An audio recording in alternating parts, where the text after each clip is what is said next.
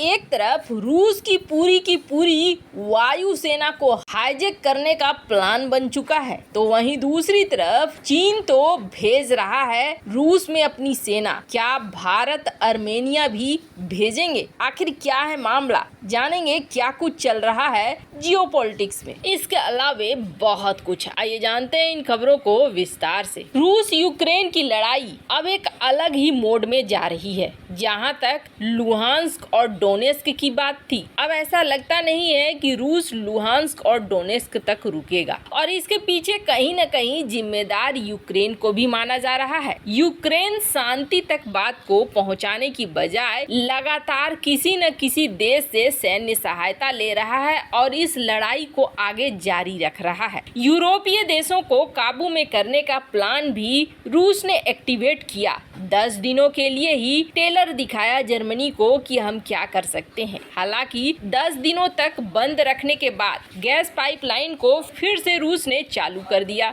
लेकिन जर्मनी और यूरोप को एक सैंपल दे दिया कि आने वाले समय में क्या किया जा सकता है। ऊपर से रूस ने ये भी समझा दिया कि अभी हम आपको पूरी क्षमता से गैस नहीं देंगे, मात्र 40% देंगे, यानी उतना ही देंगे जितना तुम जमा नहीं कर सको, बल्कि अपना खर्चा चला सको, खर्चा चलाने में भी तुम्हें कमी पड़े। अब ऊपर से स्क्रीन पर ये जो देश देख रहे हैं माल्डोवा टेंशन में आ गया है। इसको लग रहा है कि अगला नंबर कहीं उसी का तो नहीं है। एक बार आपको याद होगा बेलारूस के तानाशाह जब अपने अधिकारियों को दिखला रहे थे और रूस का प्लान उस समय गलती से लीक हो गया था, उस समय ये चर्चा बहुत जोर शोर से आई थी कि मोल्डोवा पर रूस आक्रमण कर सकता है, अगला रूसी हमला हो सकता है मोल्डोवा पर। अब मोल्डोवा को क्यों रूस हत्थे चढ़ाना चाहेगा? तो कहा जा रहा है कि मोल्डोवा को अगर एक बार रूस मिला लेता है तो फिर स्थिति बिल्कुल ही बदल जाएगी। अब यहाँ हालात पहुँच गए हैं कि मोल्डोवा की पीएम सीधे सीधे कह रही हैं कि रूस अब अगला नंबर हमारे ऊपर लगा रहा है और ये हम पर हमला करेगा। हालांकि मोल्डोवा ने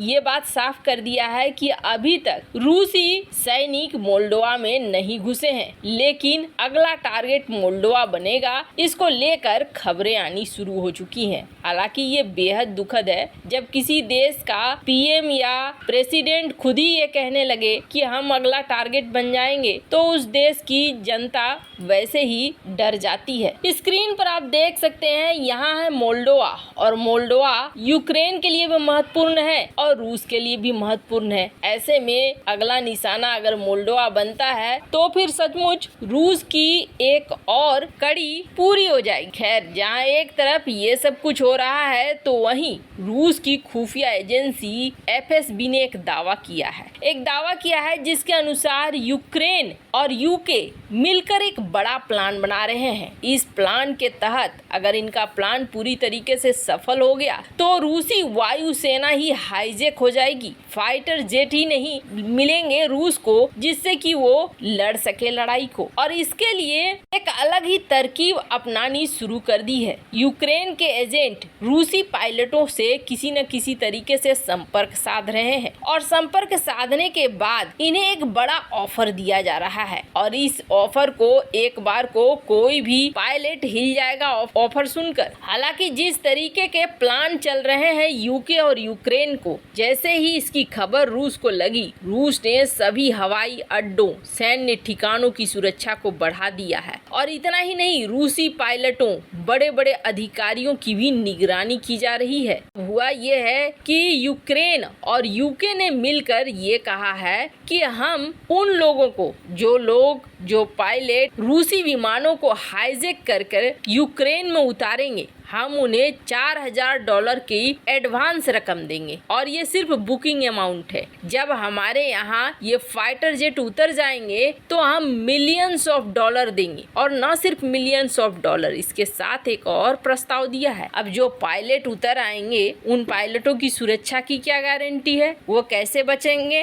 तो उन्हें ऑफर दिया गया है कि आपको हम यूरोपीय संघ में कहीं भी सुरक्षित देश में बसने का और पूरी सुरक्षा का का भरोसा भी देंगे। मतलब एक पूरा प्लान तैयार है और इस प्लान के तहत ये रूसी वायुसेना में विद्रोह करा के और उन्हें अपने देश में पूरी तरीके से हाईजैक करने के लिए लगे हुए हैं। पर यहाँ रूसी जासूसी एजेंसी भी पीछे नहीं है और इन्होंने भी अब यहाँ पर एक्शन लेना शुरू कर दिया है, जिसमें ये खुल्लम खुल्ला ऑफर दिया जा रहा है, लड़ाकू विमान चुरा कर लाओ और 16 करोड़ का इनाम पाओ। जहाँ एक तरफ ये सब कुछ हो रहा है तो वहीं पूरी दुनिया की नजर रूस यूक्रेन की लड़ाई के साथ साथ चीन और भारत पर है कि चीन और भारत आगे कौन सा कदम उठाते हैं। इस वक्त देखा जा रहा है कि चीन ने एक कदम आगे बढ़ा दिया है और चीन अपने सेना को भेज रहा है रूस की तरफ। और चीन की सेना में सिर्फ साधारण सेना ही नहीं है बल्कि इसमें टैंक्स भी हैं। इसके लिए खास तौर पर चीन ने पूरी की पूरी ट्रेन चला दी है और ये ट्रेन कहां से, मंझौली जो इनर मंगोलिया है चीन का, इस इनर मंगोलिया से सीधे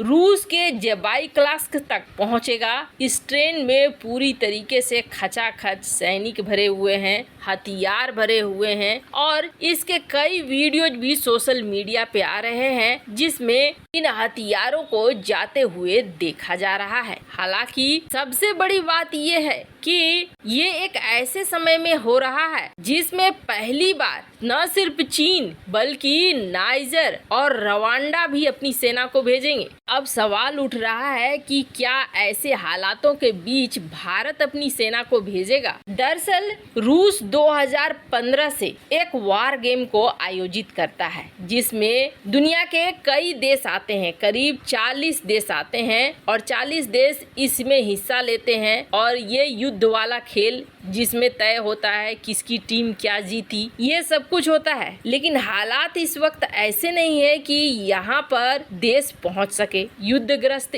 इस वक्त दोनों ही देश हैं, रसिया और यूक्रेन, और ऐसे में सेना का पहुँचना एक अलग ही बात को दिखा रहा है। अब रूस की अवहेलना नहीं कर रहे हैं ये देश, ये साफ दिख रहा है क्योंकि 13 अगस्त को होने वाला है, 13 से 27 अगस्त तक चलेगा ये युद्ध का अभ्यास बोले या खेल बोले, जिसमें रूस, Iran, Bharat, Kazakhstan, Uzbekistan, Azerbaijan, Armenia ये सारे हिस्सा लेते आए हैं। हालांकि नए देश भी अब इसमें हिस्सा ले रहे हैं जैसे कि हमने बताया अफ्रीकी देश वगैरह, पर इन्होंने अब सेना भेजने का चाइना ने, ईरान ने, वेनेजुएला ने पूरा शुरुआत कर दिया है। पर भारत क्या अपनी सेना को इस वक्त भेजेगा? वैसे नहीं भेजने से भारत और रूस के बीच थोड़ी न थोड़ी दरार आ सकती है। वैसे इन सब मामले में आपकी क्या राय है? क्या भारत को सेना भेजना चाहिए?